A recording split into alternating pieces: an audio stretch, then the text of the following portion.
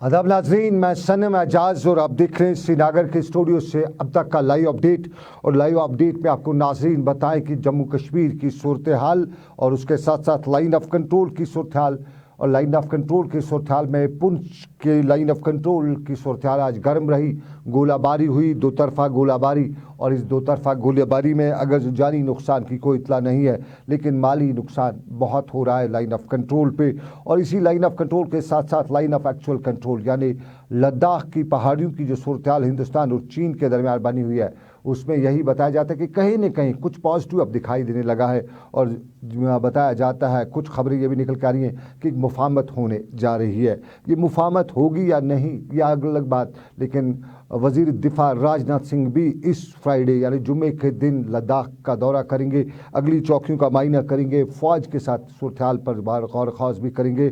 और साफ जाहिर है उनका यह दौरा काफ़ी इम्पोर्टेंट है। और इसी लाइन ऑफ एक्चुअल कंट्रोल की सूरत हाल के सब पर अगर देखा जाए तो अक़वाम मुत्तहिदा का भी बयान आया है। और अक़वाम मुत्तहिदा के सेक्रेटरी जनरल एंटोनियो गुतेरेस ने दुनिया के तमाम ममालिक को, हिंदुस्तान, पाकिस्तान, चीन, अमेरिका, बरतानिया, सभी ममालिक को पर जोर दिया है कि वो इस वक्त कोविड की सूरत हाल में सभी इख्तिलाफ़ात को बालाए ताक रखें। और जब बात अक़वाम मुत्तहिदा की आती है तो अक़वाम मुत्तहिदा ने वादी कश्मीर की कल की सोपोर के इलाके की बच्चे की वायरल हुई तस्वीर पर सख्त अफसोस का इजहार किया है। और अक़वाम मुत्तहिदा के सेक्रेटरी जनरल के दफ्तर के बयान के मुताबिक ये काबिल तशवीश वाक़ा भी है। याद दिलाना चाहेंगे कल सोपोर का वाक़ा, और इस वाक़े में एक CRPF एहलकार का मारा जाना, एक आम शहरी की भी मौत वाक़ा होना।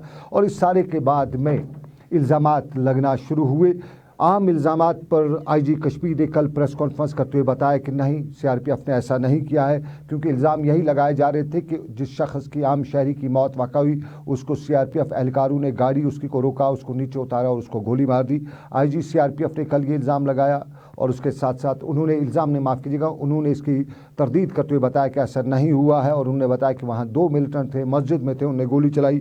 आज श्रीनगर में कल सोपोर के जो मारे गए CRPF एहलकार हैं, उनके खिराज अकीदत की जो तकरीब थी, वहाँ DG CRPF भी थे। और मीडिया ने जब उनसे पूछा तो उन्होंने कहा उनने तहकीकात मुकम्मल कर ली है, ऐसा कोई वाक़ा नहीं है। उनके बकौल वो जो आम शहरी मिलिटेंटों की गोली से मारा गया है। लेकिन वादी कश्मीर में DG CRPF और उसके साथ साथ IG कश्मीर की कल की थ्योरी को कोई यकीन नहीं कर रहा है। और अक्सर लोग यही पूछ रहे हैं कि इस वाक़े की पूरी तरह से इंक्वायरी होनी चाहिए, ताकि असल हो, पानी पानी और साफ़ हो। लोग अपने अपने इलाके हवाले से थ्योरीज पेश करे थे। लोगों की पहली थ्योरी यही है कि वो दुनिया का कौन सा शख्स होगा जो जब गोलियां चलती होंगी तो वो भागने के बजाय, अपनी गाड़ी को दौड़ाने के बजाय गाड़ी को रोकेगा और नीचे उतरेगा और फिर वो गोली का शिकार होगा। ये एक थ्योरी दी जा रही थी। और साथ में ये भी लोग पूछ रहे थे कि इस मामले की भी तहकीकात कराई जाए कि वो बच्चा कैसे गाड़ी से उतरा, अगर ये इनकाउंटर था तो वो बच्चा कैसे गाड़ी से उतरा, कैसे पेट पे, बाप के पेट तक पहुंचा और वहाँ बैठा, और गाड़ी को कोई गोली कहीं क्यों नहीं लगी है, ये भी इल्ज़ाम लगा रहे थे।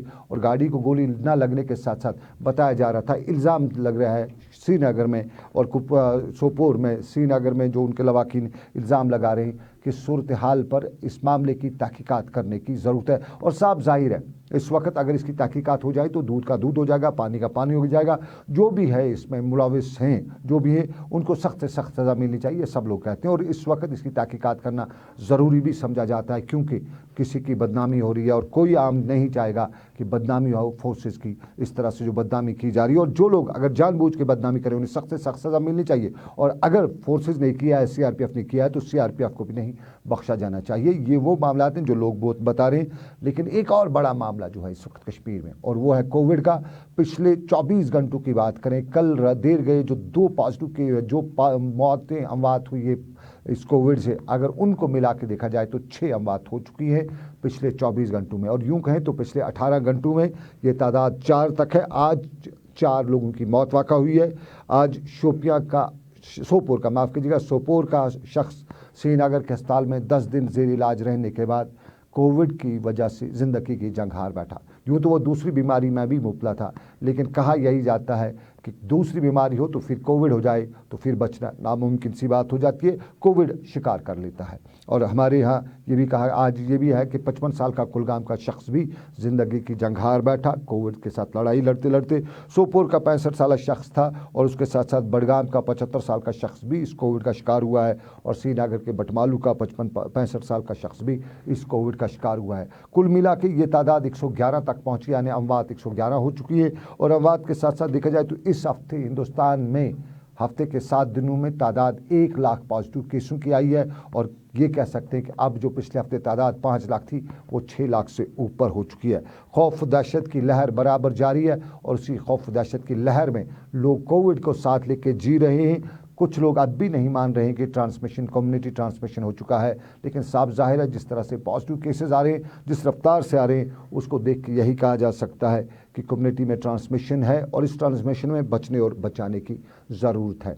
और बचने और बचाने की इसी ज़रूरत के बीच में अपने नाज़रीन को बताते चलें कि एक इतला हमारे कश्मीर यूनिवर्सिटी के कंट्रोलर की तरफ दफ्तर की तरफ से मौसूल हुई है और उस इतला के मुताबिक जो BG 6 सेमेस्टर के 2015 बैच के स्टूडेंट्स का जो एग्ज़ाम होना था, जिसके लिए पहले 1 तारीख मुकर्रर थी, टाइम मुकर्रर था, अब वो टाइम बदल चुका है। अब ये वक्त जो है 1 बजे से 2:30 बजे दोपहर तक इम्तहानात लिए जाएंगे। ये कंट्रोलर कश्मीर यूनिवर्सिटी के दफ्तर की तरफ से हमें इतला मौसूल हुई है। और आपको नाज़रीन बताते चलें कि आग की एक हौलनाक वारदात हुई है वादी लोलाब के दीवर के गांव में, जहां 1 मकान और 7 दुकानें नज़ात हुई हैं। दौरान शब ये आग पुरअसरार हालात में लगी है और इस आग के दौरान बताया जाता है कि फायर सर्विस की देरी भी काम कर गई और यूं ये पूरा इलाका जो है आग के दहाने तक पहुंच गया था।